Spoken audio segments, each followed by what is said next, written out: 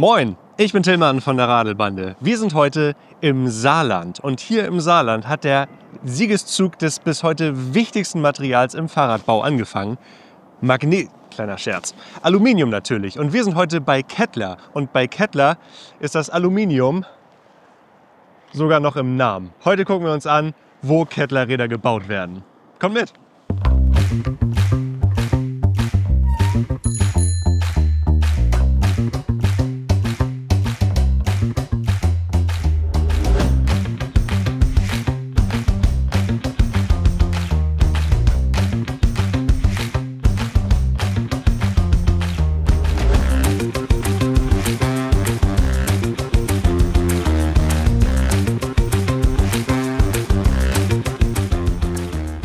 Moin Jan. Ich bin Jan Begemann. Ich bin einer der beiden Werksleiter hier bei Kettler, unter anderem auch verantwortlich für die Produktentwicklung bei Kettler. Da hast du einiges zu tun, also eine Werksleitung und verantwortlich für die Entwicklung. Da ist so die allererste Frage, die sich aufdrängt, warum eigentlich Aluminium? Das ist bei Kettler ja schon quasi Tradition, könnte man sagen. Also Kettler ist nun mal die Marke für Aluminiumfahrräder schlechthin natürlich gewesen. Aber es hat natürlich auch ganz einfache praktische Gründe. Also wir sind nun mal ein Fahrradhersteller, der vor allem Fahrräder für den Alltag baut. Und da ist Aluminium eigentlich der sinnvollste Werkstoff. Wie geht denn ihr an eine solche Entwicklung ran? Also grundsätzlich steht am Anfang der Entwicklung eigentlich immer die Frage nach der Zielgruppe. Wen wollen wir damit erreichen? Für wen ist dieses Fahrrad geschaffen? Soll dieses Fahrrad gebaut werden? Und natürlich, was sind die Anforderungen dieser Zielgruppe? Also was muss das Rad erfüllen, damit es für diesen Typ Kunden, für dessen Anwendungszwecke ideal wirklich funktioniert? Jetzt stehen wir hier vor einem Kettler Quadriga Town & Country Modell. Also wir unterscheiden da grundsätzlich zwischen der reinen Cityrad-Variante, die dann schmalere Reifen hat, nicht so grobstollig wie dieses Modell hier. Oder das hier ist jetzt die Variante, die, ich sage jetzt mal, der Allrounder schlechthin ist. Der ist grundsätzlich vollständig ausgestattet für den Straßenverkehr mit Lichtanlage, mit Schutzblechen. Aber er hat eben auch ein Reifenprofil, das auch Offroad-tauglich ist. Was bei Kettler sehr, sehr typisch ist, ist eigentlich die Integration des Kettenschutzes im Rahmendesign, der entsprechend auch aus Aluminium ist. Dazu kommt bei uns in der Quadriga-Serie immer die seitliche Akkuentnahme in diesem Fall.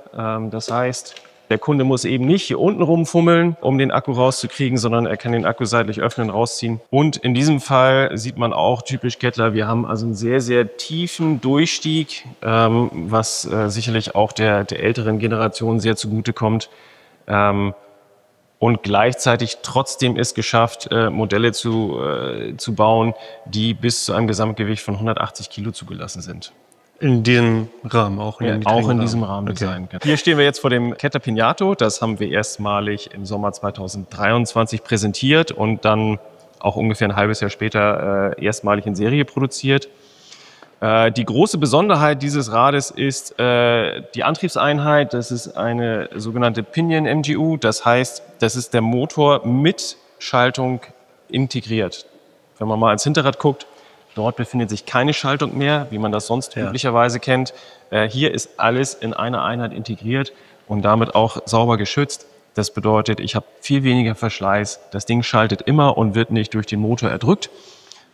Und ich habe ein ganz sauberes Fahrrad. Nun ist das ja mit der Pinion MGU eher so in dem High-End-Bereich angesiedelt. Was gibt's denn jetzt so von euch am anderen Ende des Spektrums? Hier stehen wir jetzt vor der Kettler Traveler Modellserie. Das ist im Grunde genommen unsere Einstiegsserie, um im Budget etwas weiter runterzukommen. Man sieht es in Details, wenn man genauer hinschaut. Also zum Beispiel wird hier jetzt ein Standardkettenschutz verbaut, einfach um hier die Kosten etwas einzusparen. Man sieht auch, die seitliche Akkuentnahme ist hier nicht gegeben, sondern das ist ein Standard-Kunststoffdeckel, unter dem sich dann der Akku verbirgt. Qualitätsansprüche sind grundsätzlich genauso hoch wie bei den hochwertigen Fahrrädern auch.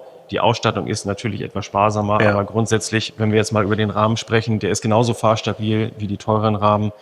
Der hat die gleiche Lebensdauer wie die teuren Rahmen, der wird nach den gleichen Maßstäben getestet. Ich finde auch, das ist eindeutig als Kettler zu erkennen, wenn man sich das hier so mal in der Reihe durchsieht. Da habt ihr schon eine sehr eigene Designsprache, was ja auch nicht unbedingt immer einfach ist, gerade so mit diesen komplett integrierten Akkus im Rahmen. Ne? Korrekt. Was treibt euch an, dann auch in diesen Bereich hier reinzugehen oder in den Bereich, den wir da vorne in Silber sehen? Das Vorgängermodell des Transils war eigentlich ein E-Mountainbike. Nur haben wir gesagt, E-Mountainbike und Kettler passen nicht unbedingt so perfekt zusammen. Man sieht es im Hintergrund, es gibt immer noch die nackte Mountainbike-Version. Ja. Aber was für uns viel wichtiger ist eigentlich die Alltagsanwendung. Mit dem Transil haben wir jetzt ein Modell gebaut, das sportiver ist als unsere Town & Country Serie, sich an eine jüngere Klientel wendet. Nun gucke ich mir das jetzt an hier, das Transil, ne? Und es sieht ja deutlich anders aus als, sagen wir mal, das erste Kettler Alurad. Ja. Welche Produktionsmethoden kommen jetzt hier in der Rahmenfertigung und in der Entwicklung zum Einsatz? Ja, da hat sich letztendlich bei der Rahmenentwicklung bei Fahrrädern in den letzten Jahren vieles ganz massiv verändert. Also vergleicht man es mit dem allerersten Kettler-Fahrrad, dann waren das eben einfach nur runde Rohre, die zusammengeklebt wurden und dann war es das. Man hat dann später angefangen, mal runde Rohre zusammenzuschweißen.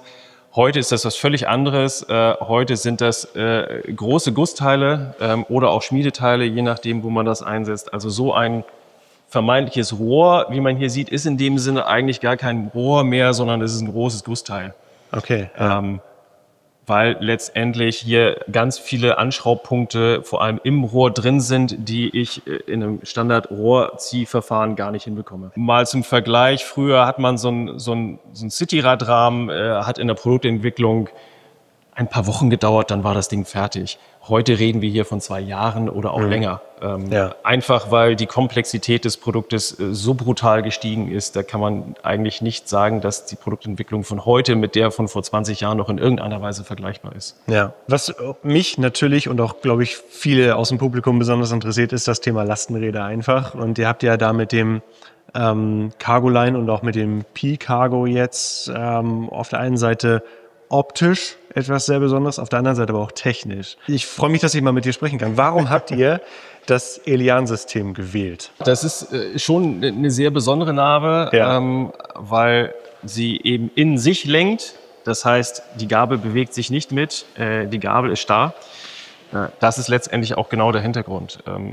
Viele Lastenräder sind vor allem im Lenkverhalten sehr, sehr schwammig. Und wer schon mal ein Lastenrad ohne Gewicht gefahren hat, stellt auch fest, dass sich das Vorderrad sehr leicht mal aufschaukelt und anfängt zu flattern.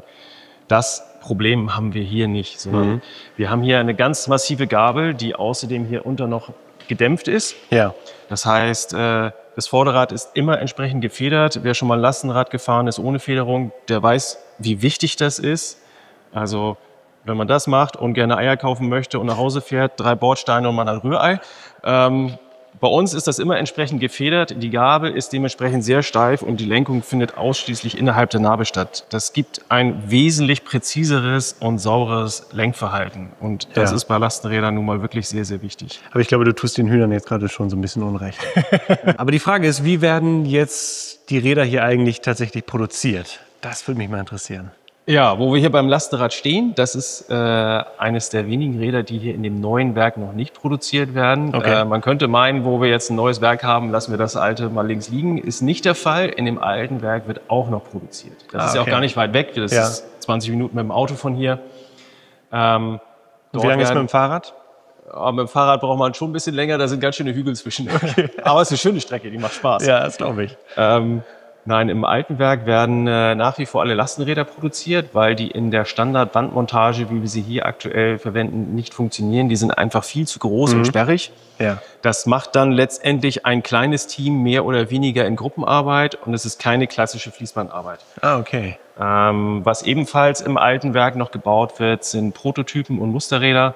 Und alles, was Kleinserie ist. Dann müssten wir ja eigentlich jetzt noch mal ins alte Werk. Ja, das könnten wir machen. Jetzt sind wir beim Neuen. Das ist aber auch wesentlich schöner und anschaulicher. Lass uns doch mal lieber ins neue Werk schauen. Ja, okay. Dann lass uns mal losgehen.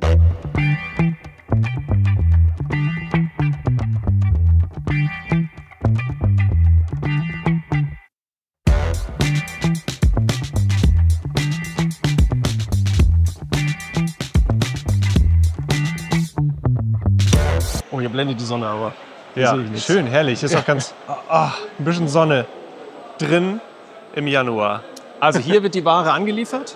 Je nachdem, mit normalen LKWs, mit kleinen Transportern, mit Containern und so weiter. Ja. Wird dann hier auf dieser Fläche, die wir vor uns haben, erstmal sortiert, gezählt, wenn notwendig auch die Qualität geprüft. Dann wird die Ware entsprechend gepackt. Man sieht hier, wir haben hier so komische Kunststoffpaletten. Die sind immer maßhaltig, da rutscht nichts runter. Die funktionieren einfach besser. Wie viele Palettenstellplätze habt ihr hier? Ich glaube ungefähr 13.000. Das klingt viel, aber es ist eigentlich fast zu wenig. Man sieht hier Folgendes, wir haben hier vorne so einen riesigen Turm in der Mitte stehen. Das ist ein Kleinteilelager. Das ist ein Paternoster-System, wenn man so möchte, das wir aber bis jetzt noch nicht in Betrieb genommen haben. Das wird im nächsten Monat stattfinden. Wir hatten eine sehr kurze Bauphase, Ja. aber von Fertigstellung eines Gebäudes bis Inbetriebnahme sind halt zwei verschiedene Dinge. Ja. Wir haben natürlich im ersten Schritt angefangen, alles, was absolut lebensnotwendig war, damit die Fabrik funktioniert, in Betrieb zu nehmen. Ja.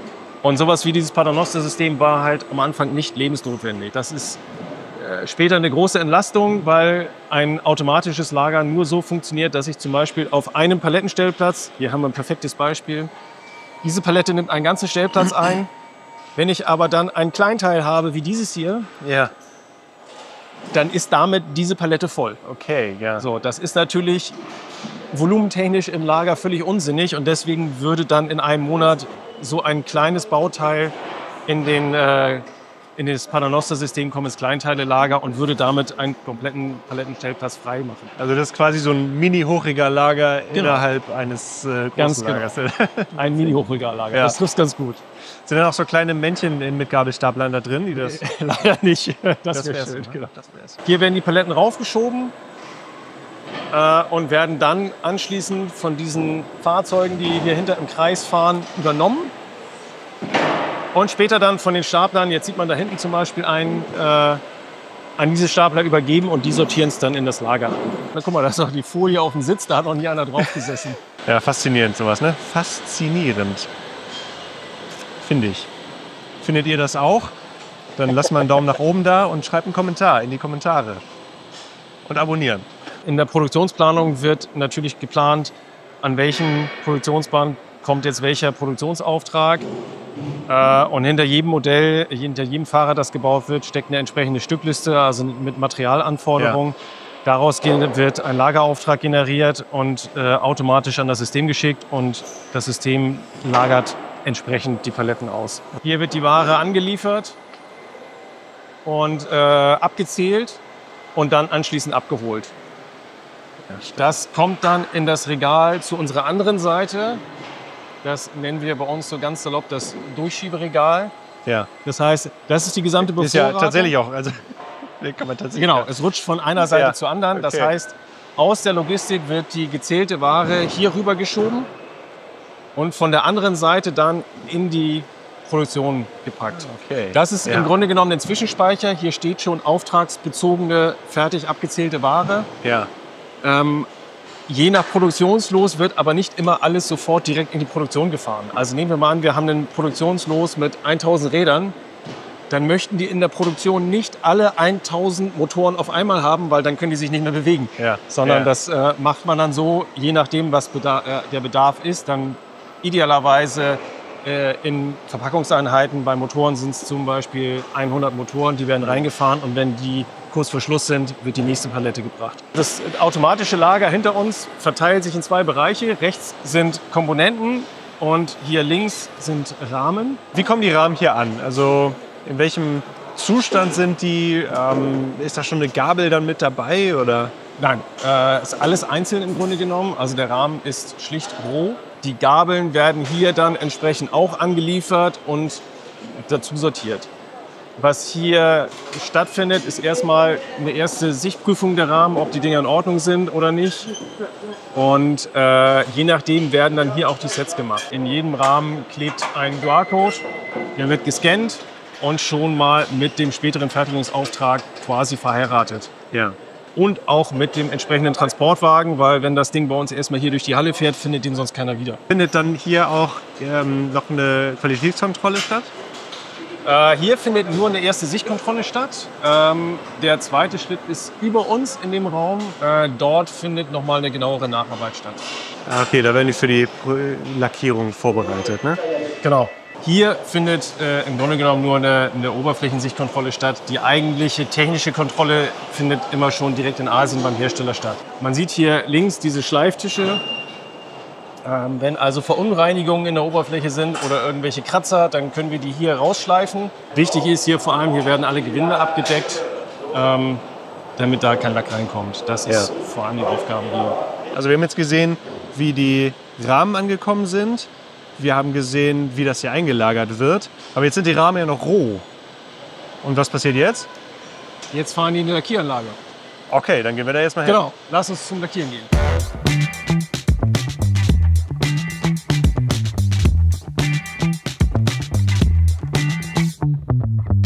Wir haben zwei Pulveranlagen hier stehen. Wir stehen jetzt vor der für die Montierung. Die ist bei uns in der Regel entweder schwarz oder weiß, je nachdem, was für ein Lack später draufkommt, welcher Farblack draufkommt.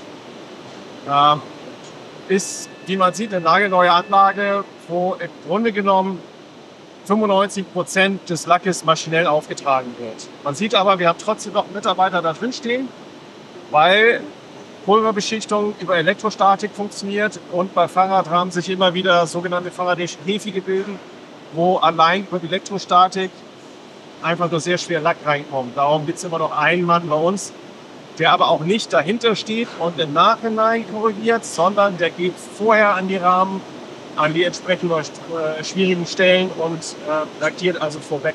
Die Anlage funktioniert auch mit einer Pulverrückgewinnung. Also wenn man mal reinschaut, sieht man, da geht jede Menge Pulver quasi daneben, wird unten angesogen und wieder verwendet. Was wir hier sehen, ist die Grundierung. Ja.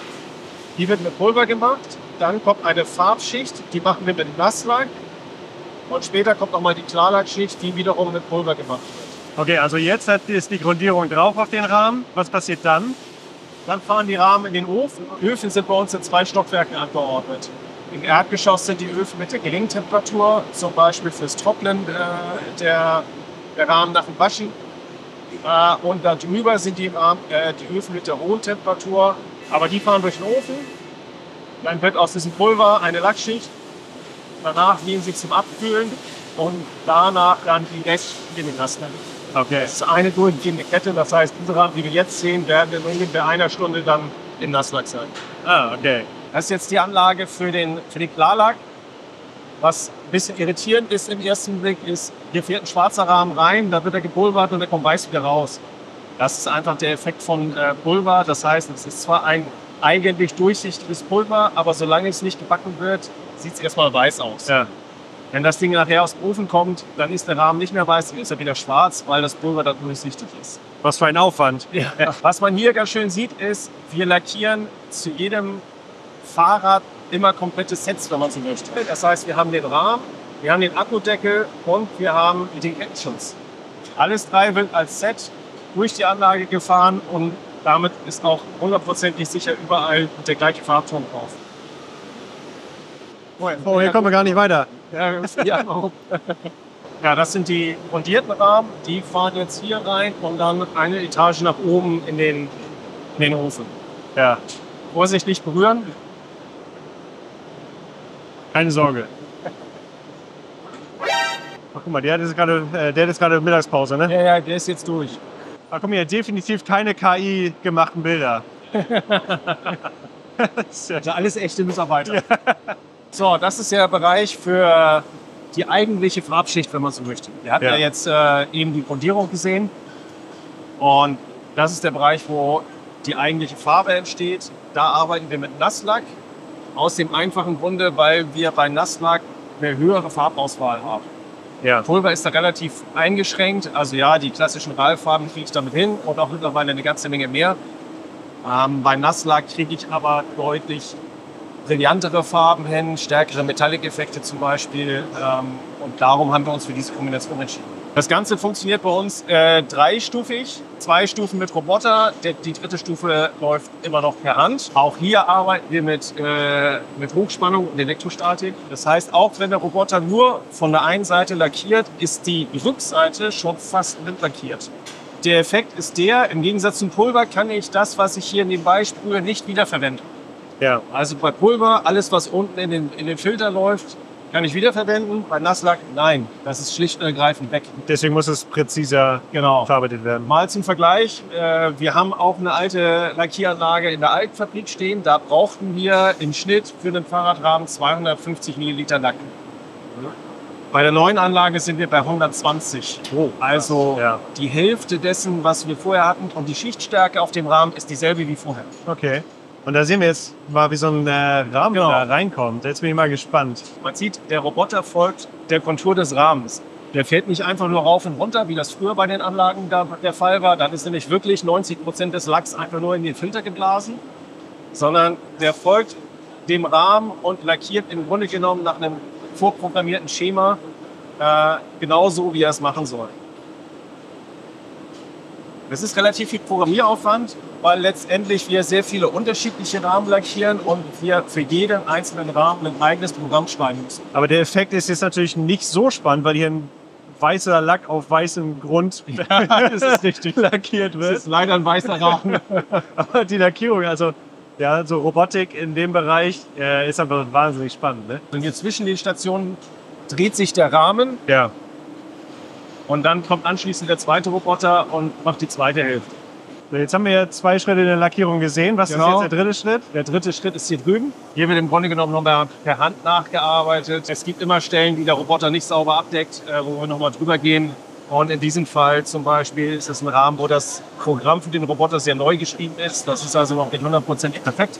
Und dementsprechend arbeiten wir nochmal per Hand nach. Es gibt Rahmen bei uns, die mittlerweile eine hohe Durchlaufserie hatten, wo die Nacharbeit annähernd null ist. Das ist eigentlich das Ziel, dass die Nacharbeit möglichst gar nicht mehr stattfindet. Auch hier nach dem Nasslack wird nochmal eingebrannt. Bei niedrigerer Temperatur als bei Pulver, aber trotzdem muss er einmal eingebrannt werden, sonst hat er keine ausreichende Haftung. Hiernach gibt es jetzt 2 verschiedene Möglichkeiten. Wir haben Rahmen, bei denen das Dekor unterm Klarlack geklebt wird, also quasi direkt hier nach der Farbschicht. Wir haben aber auch andere Rahmen, wo aus Effektgründen das Dekor erst zum Schluss geklebt wird. Manche Rahmen gehen zum Dekor und manche Rahmen gehen direkt zur Klarlackschicht. Und wie lange ist die Durchlaufzeit eines solchen Rahmens für die komplette Beschichtung? Also das unterscheiden wir ein bisschen. Wir rechnen eigentlich eher den Zeitrahmen von der Aufgabe des rohen Rahmens in der Logistik, bis der Rahmen fertig lackiert in der Produktion beim Band ankommt. Es dauert eigentlich mindestens 24 Stunden. Wir planen mit 2 Tagen. Okay, und dann da geht ja die Montage, ne? Ja. So, Jan, wo sind wir denn jetzt? Jetzt sind wir im sogenannten Deckenspeicher. Man sieht hier hinter mir jede Menge Fahrradrahmen. Ja. Das ist, wie soll ich sagen, unser Rangierbahnhof. Also alle Rahmen, die aus der Logistik kommen, werden erstmal hier hingefahren. Und von hier entscheidet sich dann, geht der Rahmen in die Lackieranlage oder geht er direkt ans Montageband. Das ist quasi unser Pufferspeicher. Der fasst hier oben über den Daumen 600 Rahmen. Plus nochmal die Station vor den Bändern, wo auch nochmal entsprechend Speicher ist. Also insgesamt haben wir eine Speicherkapazität von 850 Rahmen. Klingt total viel, ist aber eigentlich nur ein Tag Vorlauf.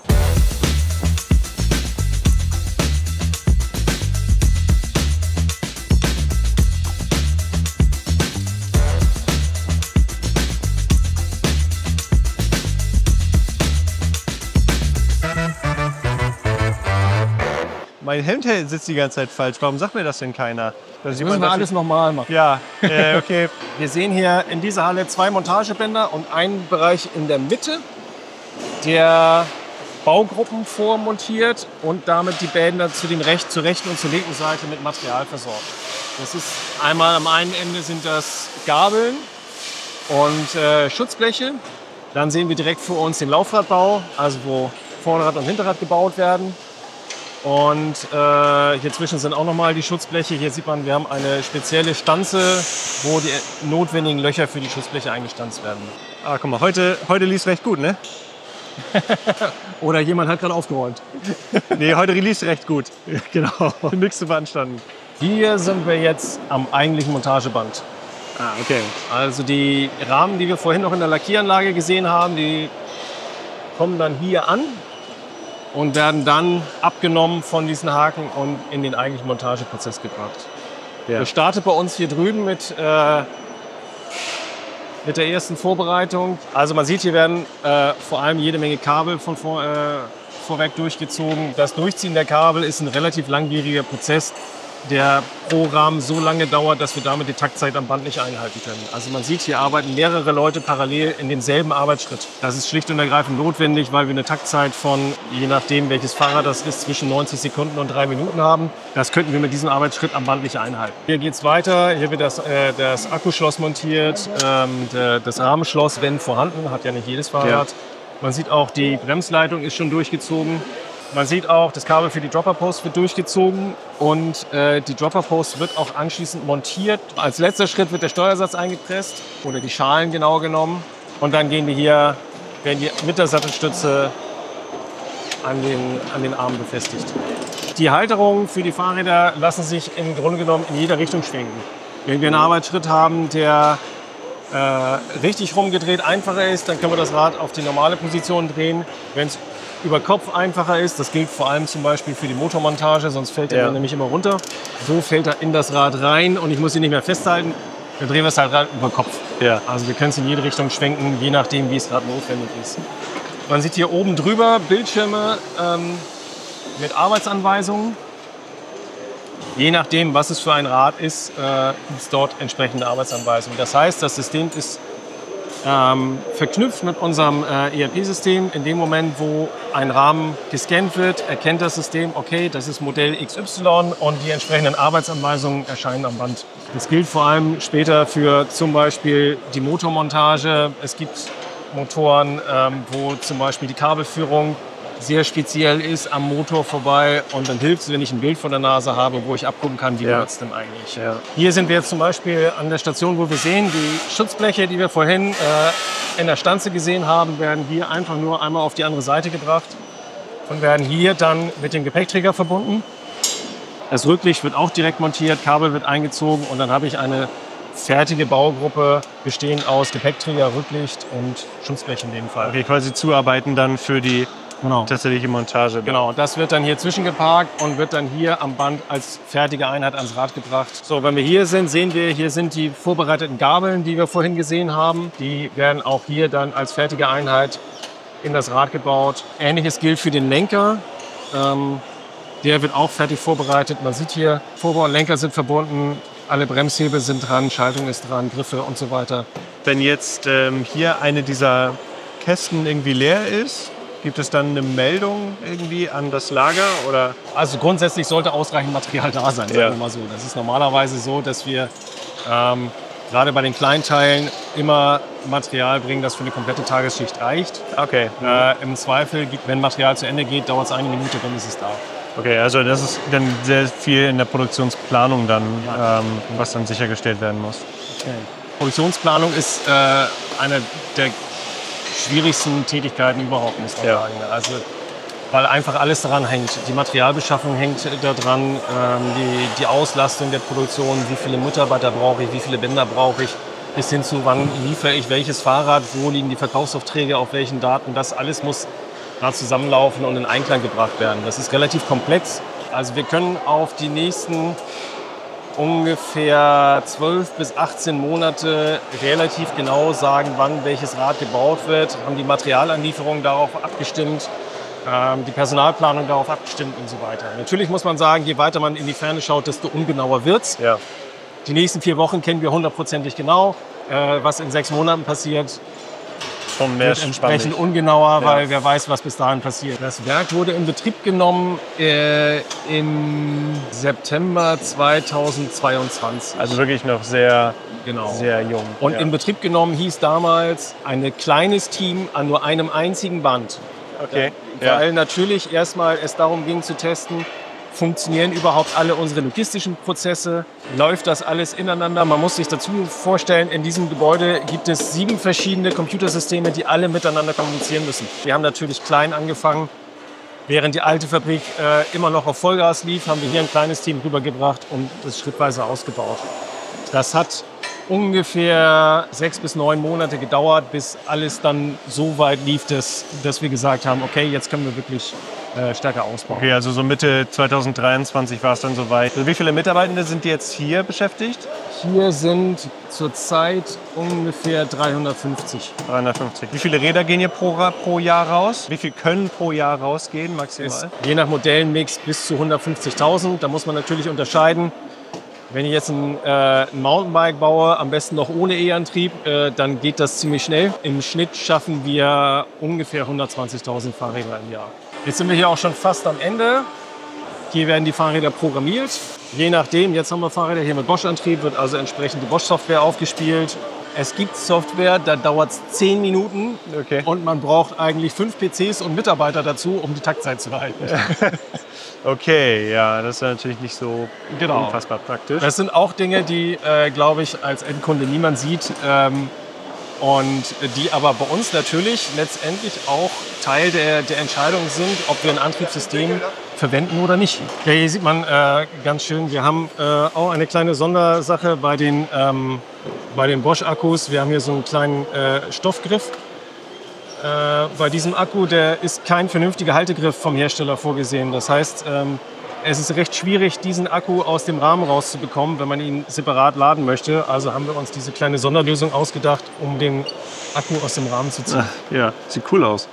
Ja, ich glaube, Julian hat gerade den kompletten Prozess abgefilmt. Sehr cool. Also die Endkontrolle findet nicht direkt am Band statt, sondern das Rad wird vor dem Programmieren abgenommen.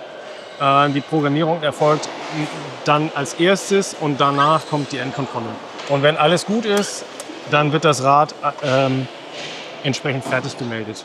Wenn der Mechaniker feststellt, da ist ein Bauteil defekt oder da ist ein Kratzer im Rad, dann wird es als fehlerhaft gemeldet, wenn man so möchte, zur Nacharbeit gemeldet. Dann geht es einen separaten Weg, wird nicht verpackt, sondern dann nochmal entsprechend nachgearbeitet. Ganz zum Schluss haben wir die Verpackung. Das heißt, wir haben im Grunde genommen einen Standardkarton. Hier wird quasi dann noch einmal das Fahrrad gescannt, dann kommt das Label auf den Karton, dann wird es noch einmal gewogen. Jedes Fahrrad hat bei uns im ERP-System ein Referenzgewicht. Und dazu gibt es eine relativ geringe Toleranz. Wenn die nicht eingehalten wird, kann das Fahrrad nicht abfließen. Das bedeutet, dass ich zum Beispiel dummerweise das Ladegerät vergessen habe, der Karton ist zu leicht, das System sagt, da fehlt was. Kann auch der umgekehrte Fall sein, sind 2 Ladegeräte drin. Letzten Endes ist das Entscheidende ein funktionierendes ERP-System. Das heißt, wenn jemand in der Produktionsplanung entscheidet, wir bauen jetzt das Kettler Quadriga CX5, dann sagt er einfach nur, ich hätte gern 500 Stück für übermorgen. Und die gesamten Lageraufträge laufen automatisiert in die Logistik. Dort gibt es nur einen, der sagt, freigeben und alles andere machen Roboter. Könntet ihr den 500 Stück für übermorgen bauen? Theoretisch ja. Also übermorgen ist ein bisschen knapp. Wir bräuchten schon mal ungefähr 4-5 Tage Vorlauf, aber okay. Ja. Also, challenged Kettler, genau. Liebe Händler. Alles in einem gewissen Rahmen. Ja. Also, zaubern geht halt nicht. So, zurück zur Verpackung. Wenn das Fahrrad fertig verpackt ist, dann wird es hier reingefahren. Man sieht, da wartet schon so ein Behälter. Da oben fährt gerade eins weg. Ab hier fährt das Fahrrad sozusagen, macht den Rest des Weges alleine. Da gibt es niemanden mehr, der die Räder durch die Gegend tragen muss oder mit Staplern hier durch die Halle fährt. Das ist wiederum alles automatisch.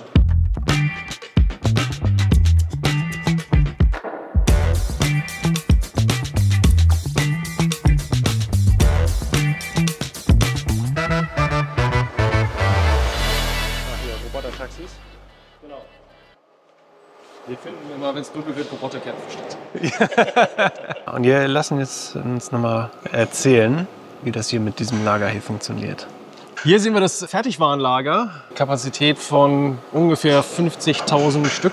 Hier bis nach hinten sind es 100 Meter Länge, bis nach oben sind es 31 Meter Höhe. Das Ganze hier ist sauerstoffreduziert. Dabei kann man atmen. Wie soll ich sagen? Für den einen oder anderen vielleicht mal ganz spannend für Höhentraining. Also du könntest dich für deine sportlichen Ambitionen auch mit dem Rollentrainer hier reinsetzen? Ja, genau. Das wäre perfekt. Man Rollentrainer aufbauen und los geht's. Also, besser geht's gar nicht. Es sind 13,7% Sauerstoff hier drin. Okay. Was ist normal? Atemluft? Gott. 21. 13,7% sind so, dass man hier problemlos drin rumlaufen kann, ohne bewusstlos zu werden. Ja. Und gleichzeitig lässt es kein offenes Feuer zu. Also Okay, es kann schlicht kein Feuer entstehen. Das ist eine reine Brandschutzmaßnahme, wobei man natürlich ehrlicherweise dazu sagen muss, dass ein Lithium-Ionen-Akku auch ohne Sauerstoff brennt. Den kann ich ja auch ins Wasser werfen und der brennt trotzdem weiter. Mhm. Aber sollte hier mal ein Akku anfangen zu brennen, würde das nicht übergreifen auf nebenstehende Fahrräder, weil das Papier, also die Pappe des Kartons, nicht brennen kann. Okay. So, das heißt, es wäre dieser eine Akku plus vielleicht ein bisschen Geschwele drumherum. Aber mehr würde nicht passieren. Man müsste eigentlich nur warten, bis der Akku seine Energie verloren hat und ausgebrannt ist. Ja. Dann muss man natürlich mal kräftig lüften. Wenn man alle Fenster aufreißen. Genau, man muss sich die Alternative vorstellen, die lautet mit Wasser löschen. Ja. Und so ein Akku brennt ja länger als 5 Minuten. Ich müsste also hier verdammt viel Wasser reinkippen, um den Brand auch wirklich bis zum Ende der Brenndauer des Akkus unter Kontrolle zu halten, und danach wäre der Schaden eben gewaltig. Ja. Hier sieht man übrigens gerade so einen kleinen Stapler, der ein Fahrrad liefert. Nee, gar nicht wahr, der hat es aufgenommen jetzt. Ja. Und jetzt geht's dann da rein. Genau. Das ist ganz schön tief da. Geht ganz schön weit rein. Also um das zu ermöglichen, nutzt ihr auch über alles, was hier produziert wird, die gleiche Kartongröße dann. Mehr oder weniger. Wir haben 2 Formate. Wir haben ein Standardformat, wo alle normalen Fahrräder reingehen, und wir haben ein verkürztes Format für Kompakträder. Mhm. Die würden sonst zu sehr im Karton hin und her rollen. Ja. Die würden nur Schaden nehmen. Das ist auch notwendig, weil das alles hier voll automatisiert ist. Ich meine, man müsste sich vorstellen, man müsste hier den ganzen Tag bei 13,7% Sauerstoff arbeiten. Da wird einem schon irgendwann mal ein bisschen dizzy und die Konzentration lässt nach. Ja, Wahnsinn. Bevor ich jetzt unkonzentriert werde, gehen wir mal raus. Weil bei mir geht es immer schneller. Es ist schön frisch da drin. Also jetzt auch im Vergleich zu hier. Ja, weil wir da auch nicht heizen. Da arbeitet ja keiner. Ja, genau. Oder? Also, warum sollte man da heizen? Wollen die Roboter das nicht auch muckelig warm haben? Ach, Licht brauchen die auch nicht. Dieser Raum ist selbstverständlich über die Alarmanlage überwacht durch Bewegungsmelder. Ja. Und dann haben wir irgendwann diese Roboter, wir haben 4 Stück von diesen Staplern in Betrieb genommen. Und jede Nacht hatten wir hier einen Alarm, Bewegungsmelderalarm. Ja. Und wir haben uns gedacht, was ist hier los? Wie kann das sein? Wir haben schon Rattenköder ausgelegt, weil wir dachten, wir haben Ratten im Gebäude und alles Mögliche. Wir haben nichts feststellen können. Bis wir irgendwann mal gemerkt haben, wir haben 4 Stapler und 2 Ladestationen. Und jede Nacht um 1 tauschen die Dinger die Plätze. Okay, so wie so ein Staubsaugerroboter. Genau wie so ein Staubsaugerroboter. Da hatten die einen vollgeladen und dann sind die anderen rangefahren. Ja, okay. Schön. Bisschen dystopisch dann, ne? Ja. Also alles, was diese Fahrzeuge machen, kann man natürlich auch mit normalen Staplern machen. Der Grund, weshalb wir das nicht tun, ist, dass der Raum hier relativ eng ist. Ja. Und wenn wir hier 3 oder 4 Tore gleichzeitig beladen, wir aus Erfahrung wissen, dass Menschen leider auch Fehler machen, und dann haben wir ganz schnell kaputte Stapler hier, weil die ineinander knallen, und dann gibt es Sach- und möglicherweise auch Personenschäden. Diese Stapler fahren nicht gegeneinander, die haben so gute Sensoren, die fahren niemanden um, und wir haben schlicht damit keine Unfälle. Ja. Die fahren sogar in die LKWs rein bis zu der letzten Lücke, wo das Fahrrad eingeladen werden muss, und der Mitarbeiter muss eigentlich nur noch den Karton an den richtigen Platz drücken, und dann war's das. Im Gegensatz zum alten Werk, da war das Handarbeit, und als wir noch keine E-Bikes hatten, war das okay, dann hat so ein Karton halt 15, 20 Kilo gewogen, aber jetzt wiegen die 40 Kilo und die will keiner mehr tragen. Nee, ja, total faszinierend. Also sowohl von dem Lagerkonzept als auch von der ganzen Produktion ist das ein sehr beeindruckender Standort, muss ich wirklich sagen. Wir haben uns viel Mühe gegeben. Sehr vielen Dank dir, Jan. Doch ganz insbesondere hier einen großen Dank an Julian, der die ganze Filmarbeit übernommen hat. Oder fast die ganze. Ich halte ja auch eine Kamera in der Hand. Nee. Ja, jetzt sind wir wieder da, wo es alles angefangen hat, hier im Showroom von Kettler in St. Ingbert. Wenn ihr noch Fragen oder Anmerkungen habt, dann schreibt sie gerne unten in die Kommentare.